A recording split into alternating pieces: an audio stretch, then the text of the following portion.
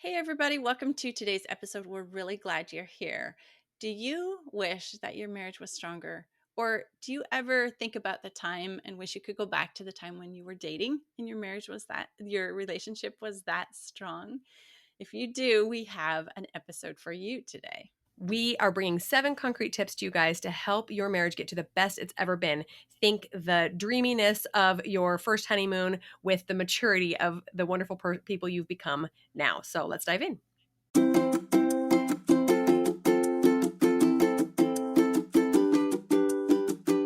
Hello, and welcome to Outnumbered the podcast. I'm Audrey.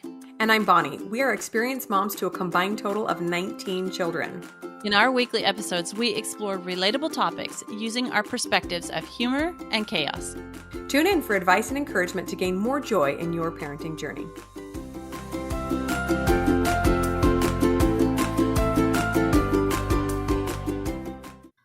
Okay, I have got to start you guys off with a hilarious humor segment about marriages because that's what we're talking about today.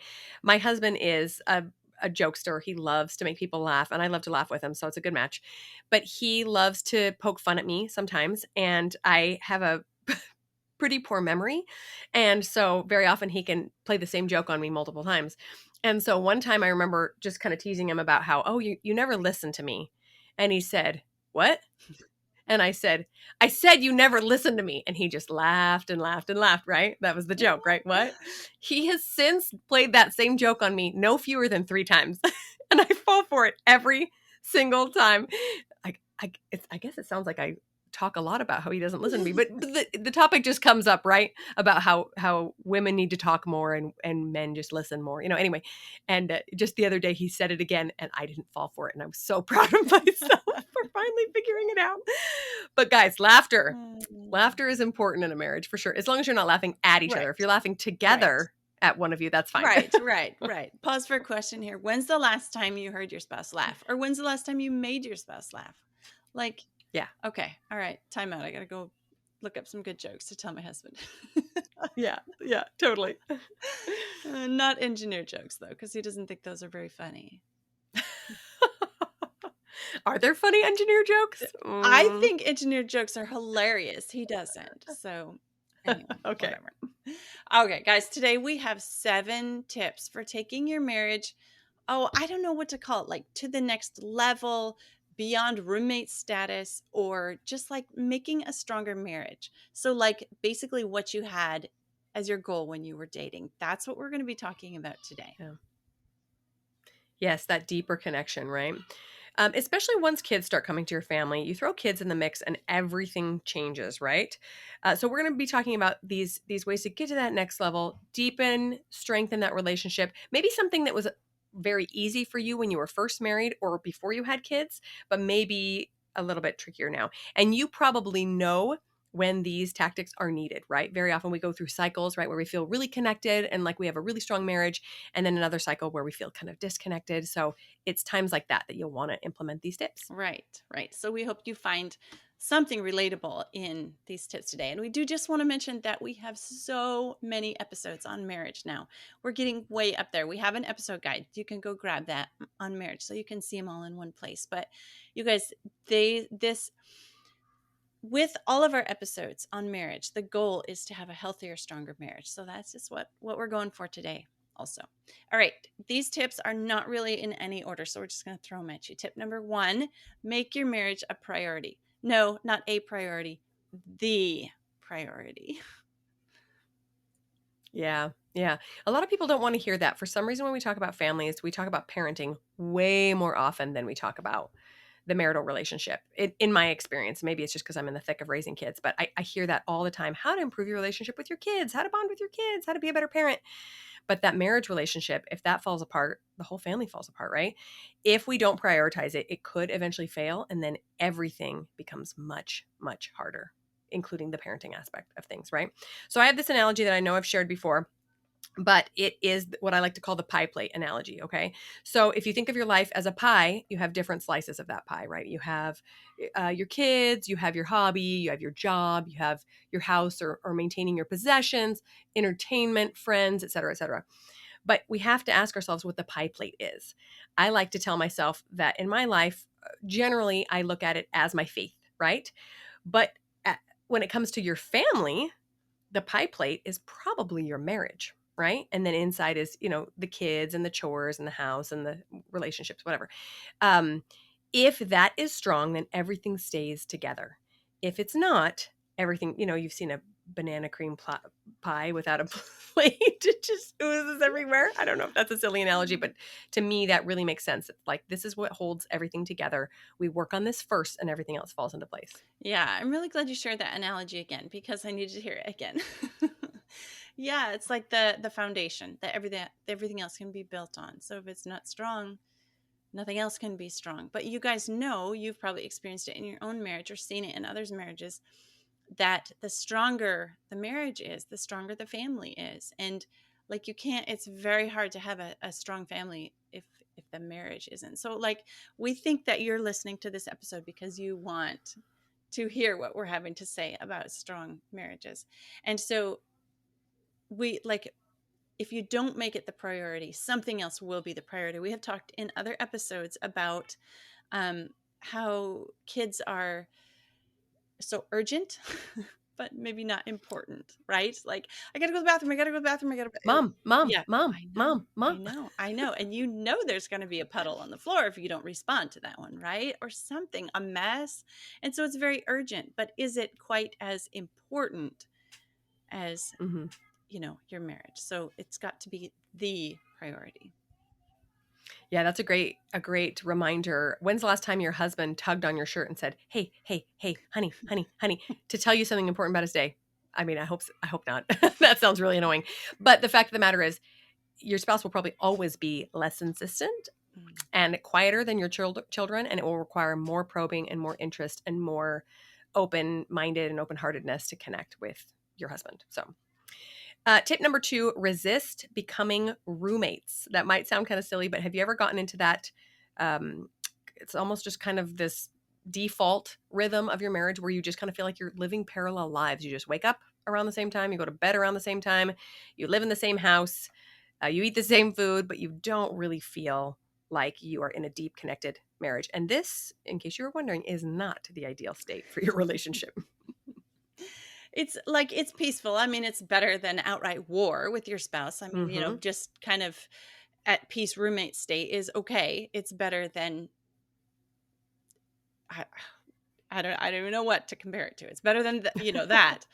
But guys, that's not the ideal state. Like you said, not ideal. So here's another question. What is it about your spouse and you that takes your relationship beyond friendship and into that partnership, that marriage partnership? So there Hmm. was something special why you chose your spouse. So like, sometimes you get to choose your roommate, like in college when you choose your own housing, and sometimes you're just like assigned roommates, right? In college, you show up and there's some other roommates, but you chose your spouse and your spouse chose you. So this is just asking you to think back and harken back to those things that were the choices, the special Hmm. part. And it takes you beyond just, okay, we live in the same house, we keep our food in the same refrigerator, we have this system for who puts their stuff where. It's more than that. And we know that with kids, oh man, it's so easy to fall back into that, just because you have to, and life is so busy. But you've got to actively resist this one. Yes, for sure, for sure. It's also important to realize that some stages of life will be very routine and they might even be those survival times we talk about all the time, right?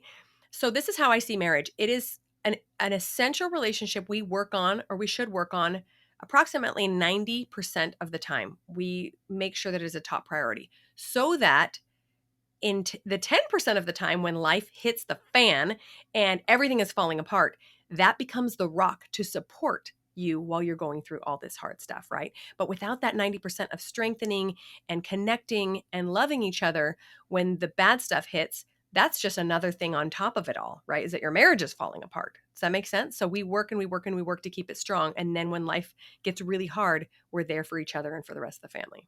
Right, right. So default mode is not roommate mode, but the strong connected Yeah. partnership mode. Yeah. All right. The third one, set aside time for working on it. Guys, this is going to take effort. if you have a goal, but you don't take any time spend, you don't spend any time working on that goal, it's always only just a goal. Yes, I want a strong marriage. Okay, what are you doing about that? Like today. Like if you want to run a marathon, that's your goal. Like how are you going to get there? What's your goal? How many minutes, hours, how much time are you going to spend each day working on it? You can't run a marathon without some effort to get to that goal. So how you have to set aside time for working on your marriage. Yes, for sure. Audrey and I have talked about this before, and we both think that regular date nights is one of the best ways to incorporate this because it doesn't require a huge amount of time. It can be fit into even the busiest of schedules, usually. But sometimes even that's not a possibility. Childcare is very difficult when you have little kids and no one to leave them with. We get that. A few other ideas for this regular connecting, a daily chat around lunchtime. I have friends and family who call their spouses right around lunchtime. They chat for 20 minutes to and from a restaurant or just sitting at their desk finishing their lunch, which is super fun. Sending cute or romantic emails or texts throughout the day. We have so much technology, so many ways to connect. Marco Polos, so fun. Leaving romantic or complimentary post-it notes around the house or in your husband's car, and of course regular intimacy, which nobody wants to talk about but is essential and can also be scheduled if necessary. I know that doesn't work for some people, but if you have a busy life, that's something to consider. Yes, we have a whole episode on intimacy and we stand behind everything that we said on that 100%. So go listen to that one if you're looking for help in that area. Okay, but let's go back to when you were dating. How did you take time for working on your relationship? I mean, it was just you wanted to, right? You wanted Hmm. to. That was the fun part. You wanted to be together. You wanted to spend time. And it's kind of interesting that our marriages get to the point where we have to like schedule time to work on a relationship. Like we're not seeking it out anymore. But let's think of time. Okay, so what can you do in just like a minute or 5 or 10 minutes of time to work on your relationship today? And then there's like date night. So like an hour or 2 hours of time. What can you do? And I even like date night when like everything you're saying about getting a sitter and going out on a regular basis. That's I get it. That's hard. But I had a friend throw an idea at me the other day. She said, "Oh, we do our date nights after we put our kids to bed on Friday nights." I was like, "Oh, okay. There, you don't need a sitter. You're in the house. You've Yeah. got your kids in bed. There you go." Um, okay, and then let's talk about so that's like an hour or two that you've set aside. Okay, then how about a weekend? Like a weekend getaway. Those are even harder trying to find sitters, but we do have a whole episode about couple getaways. Is that what we called it, Bonnie? Yes, I don't know, we'll link it Something in the show notes. Yeah, something like that. It's a good one. And when you get to Bonnie and I stage where you have kids old enough to take care of their younger siblings or you have tried and true babysitters, that is where the sweet spot. But think about it, like if you had a goal and you could set aside a whole weekend to work on it, well, Hmm. you'd really make progress on that goal, right? Same thing for Yes. working on your relationship. Yeah, I know we both mentioned that in this episode we're referring to, is that when we come back from a weekend away with our spouse, it's like a second honeymoon, right? You come back and think, "Oh, that's why I married you. I forgot. You are charming and hilarious and so fun and I love you so much." It's mind-blowing. Try Yeah. that. Yeah. If at all possible, try that. We're kind of latecomers to the getaways, the couple getaways, but we're definitely addicted and So fun. already, planning the next one and the next one after that too. Yeah, yeah. Okay, so tip number 4, find a role model couple or multiple couples. A great place to start is someone who's already an example to you, maybe like a pastor, church leader, an older neighbor, maybe your parents or grandparents, if they're still around, can be great places to find couples who are already living this relationship that you want to emulate. This can be a key to success because they are already years, sometimes decades down the road from where you are, and you get to follow in their footsteps and copy a lot of what they have done to create this amazing marriage. Yes, that is so beautiful. I love looking at older couples who are beyond where we are and finding a role model couple there. But something recently that I have been enjoying is looking at a young, freshly married couple or Oh. dating couple as role models because Mhm. that is where the spark is still, Mhm. right? And use them as your role models. Why not? Oh, that's so cute what they did, right? Mhm. Mhm. Mhm. They took time and they did this and they went there and they, right? How fun. Why can't we do that? We can. We still can. Yeah.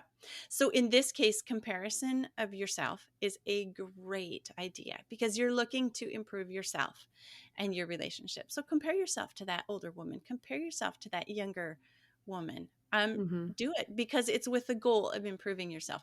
Where this is gets sticky is like when you start looking at the husband and you say, "My husband is not like that, and he should be." And okay, no, Yes. just stop it. Don't do That's that. not no, don't do that. Yes, I love that. I've done that before. I've seen myself do that before where we've gone on a double date, maybe with a much younger couple or a much older couple, and I'll watch them and just think, oh, look, I forgot we used to hold hands a lot more often. I'll grab my husband's hand, oh, I forgot we used to joke around a lot more. Just a great reminder. And every couple has different love languages, right? I think that we know each person has a love language, but I think relationships have love languages as well. And it's okay to explore new ones that might tap into your strengths a little bit better and just try new things to deepen that relationship. So I have learned a handful of really, really essential marital relationships from some of these role model couples, and they are always laugh together. Super important. We mentioned that already. Always stand up for each other, especially when the other one is not around. I have a couple of role model couples that are amazing at this. You get one of them alone, they will never, ever undercut their spouse. They will always talk positively about them. And then finally, be humble and accept correction. Be willing to be wrong. So important. Wow, those are such good things that you've learned. That second one, especially, is something that I had a very good role model in that, and I have always insisted on speaking good, standing Mm-hmm. up for my spouse, even when he's not there. Like, it's so common. Come on, ladies, fess up. It's so common to get together and start griping about your spouses and, right? No, okay, stop. Mm-hmm. We're going to be the role models for the next generation. See, that's something that we always talk about on this podcast too. Like, just where do you want to be in 20 years? Where do you want your relationship to be? What if your goal was to be a role model couple for other people to look at? And if you're not there right now, okay, you could be in 10 years, 5 years, Mm-hmm. 1 year, 20 years, right? Where do you want to go with this relationship? So, yeah, that's another way to think about role model. Be the role model couple. Mm-hmm. Yeah.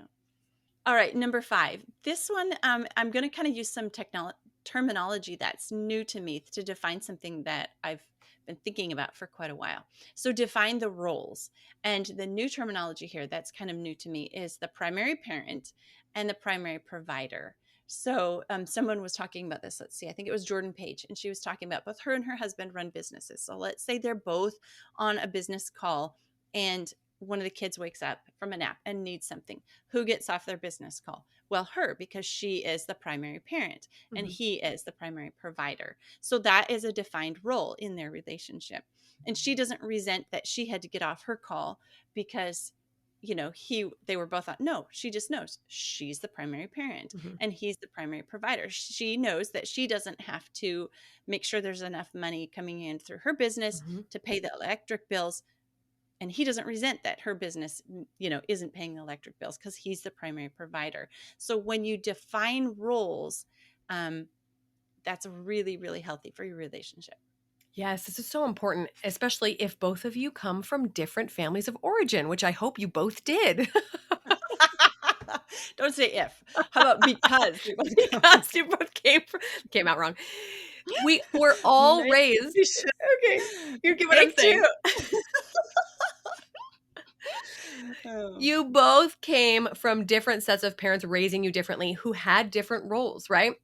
And hopefully each of those sets of parents came to an agreement, like actually verbally instead of just assuming, because sometimes that assumption causes a lot of resentment, right? And a lot of anger.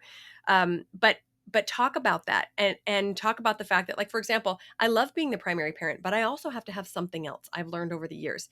If my husband was the kind that just expected me to never do anything besides raise the kids, that would be a source of contention for us because that's not what I need. And he has his own needs that we've talked about and settled on a place where we're both happy, and things change as well as the kids get older. They need less of me, but maybe more money coming in, and our roles shift a little bit. But identifying those is essential. You don't want that resentment to creep in, and then actually move your relationship backwards instead of forwards.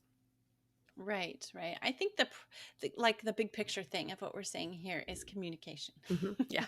So it doesn't mean that the woman has to be the primary parent. It just means that there is a primary Hmm. parent and it needs to be communicated about and it needs to be discussed.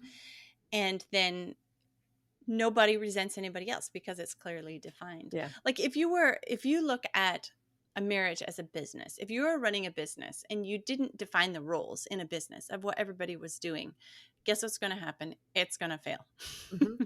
Because somebody's not going to be doing what somebody else thought they were doing, and somebody else is going to be stepping on someone else's toes because they thought they were supposed to do that job, right? So I think what we're trying to say here in the big picture is just communicate. That is so important for marriage that we have a whole episode about communication in marriage, Hmm. but especially like where the roles are. So um this is kind of like being a little more roommatey on this, where you say, okay, we're going to take turns taking out the trash, so I'll do it one week and you do it the next week, just so that no resentment comes in. It's all goes back to communicate. Yeah, yeah.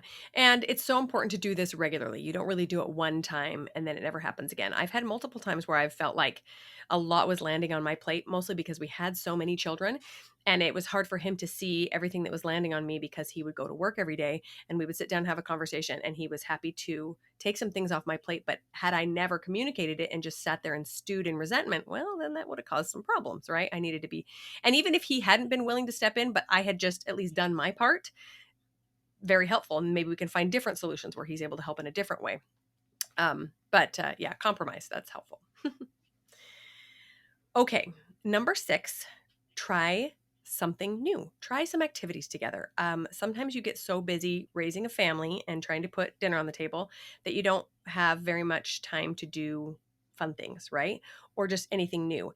What we recommend is that when doing things with your spouse, specifically for fun, like a date night or something specifically to connect with them, you sometimes try things where your husband is the expert, other times try things where you are the expert, and sometimes try things that neither of you are good at. And this is a really, really fun way to grow your relationship. Yes, yes, that is so fun, because it puts you in a completely different um mind space, and then you have to still be in the same relationship when you're in this different mind space. What so one way to get out of roommate mode is to switch roles. Like, so maybe you're the expert on something and you're used to him leading and now you're leading, trying something new altogether. You grow, he grows, your relationship grows. One way that we've been having fun in our relationship doing this is taking turns who plans date night. So so I plan everything from the route to the place we eat and the thing we do, and everything. And then the next time he plans it all. And that's just like switching roles. And so maybe he'll plan something that he likes, and then maybe on our date night, that's my planning, I'll plan something I like. Yeah, so it's just basically when you're getting into a different role or a different environment or a different setting, that it challenges you, it challenges the relationship, and when you work through that together, then it grows a relationship. Yes, yes, I love that. So I default to sharing the things that I love and am an expert at because I am a grade A control freak. And so when we do things that I'm good at, it's so fun for me, right? Because I like to be successful at things. But I've also realized that one of the best ways for us to strengthen our relationship is for me to get out of the driver's seat because I like to be in control all the time. And let's do this and let's go here and let's do. So for me to just sit back and let him choose or specifically do something that I am terrible at that he can teach me at helps me remember to be a little bit humble, helps me to take myself a little bit lighter, right? So, whatever you're most comfortable doing, try to do something else. Try to relinquish that control or step in and take the control if that's not you, right? And just try mixing it up. All of this in the name of remembering what drew you to your spouse in the first place or learning more about them, right? Because we're all changing. We're not the same people we were at 25 or whenever we got married. And so by mixing things up, we just learn so much more about each other. All right. The last one that we have for you, number 7, is to worship together. Probably this one is the top in importance because you are human and your spouse is human. So you will mess up. You're not perfect. Your spouse isn't perfect. There will be mistakes. There will be um, times when you go backward, when you fall into roommate mode, when you need the help of a higher power to keep together, to keep your relationship together, to keep your to grow your relationship. It's like what I'm saying is we're human and we can't do it without the help of a higher power. So when we worship together, when we go to church together, when we pray together, when we read, study the Bible together, um, and all the different ways that we can worship together, that is probably the top in importance in strengthening our marriage. Yeah, I love this. It's also important to remember that if we're struggling in our marriage or anywhere and we turn to God to find solutions, we're always going to be taught the same thing, and that is love and serve, right? When there's a problem in a relationship, 99% of the time, well, maybe not 95% of the time, it's because we're being selfish or we're too focused on how it's affecting us, right? When we turn outwards and we do more serving, more loving, less concerned about our own feelings and our own needs, then things turn around. And even if the problem objectively is a large part on your husband's side, by emulating that love and service, they often want to do better as well. So God is always a good answer. Worshiping together, learning together, growing together will always make you a better person and then bring your relationship closer as well. Yeah, I know I shared this analogy before in our marriage episodes, but when we were still dating, my husband shared with me that marriage is the analogy, the picture that marriage is a Mhm. triangle. So God is at the top point, and we are on the bottom apex on each side. Apex, is that what it's called? Oh. The bottom. Okay, the bottom point on each side. We are at the bottom point on each side. And the closer that we get to God at the top, then the closer that we become to each Mhm. other as well. Mhm. So if there's a problem in a relationship, the answer is always to get closer to God because then we are by default getting close to each other. So Mhm. I love to share that with as many couples as I can because it works every Mhm. time. And I will add this thought in regards to that excellent triangle analogy. I would argue that there isn't a marriage in the world that won't work if both people are 100% dedicated to drawing closer to God. I could be wrong, but I've never seen that be the case where a marriage falls apart when both people are equally dedicated to doing what God wants them to do. That just doesn't happen. So there's the answer to it all, right? Solution to it all. Yep, that is the key. All right. So I don't know. My final thought here is that thank you for seeking out this episode and listening to it and wanting to make your marriage stronger.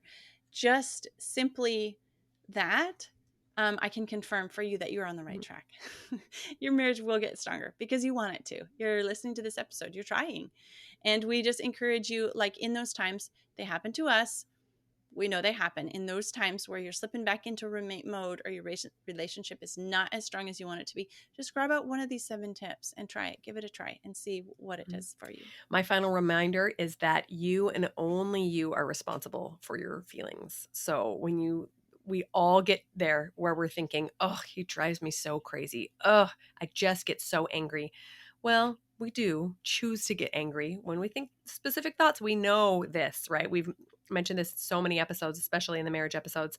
We are the only ones responsible for our own happiness. And so if we're not finding happiness, then it's up here we need to deal with. It's in our brains, right? It's not in fixing our spouse. So start there, do your own work to draw closer to God and to find your own happiness, and your marriage will just get better by default. That's just how it works. All right. Just to recap, those 7 tips are make your marriage the priority. Number 2, resist being roommates. Number 3, set aside time for working on it. Number 4, find a role model couple and be a role model couple. Number 5, define your roles of your in your relationship. Number 6, try something new. Try something new. And number 7, worship together. That's right, guys. Have a great week. We love talking to you so much. We'll talk to you next week. I'm Bonnie. I'm Audrey, and we're outnumbered. Thanks for listening, friends. Click the link in the show notes to subscribe to our email and never miss another episode. Show us some love by leaving a review on iTunes or sharing the podcast with a friend. Thanks for all your support. We'll talk to you next week. All right, number 5. This is kind of a new thing that I'll wait for the tractor.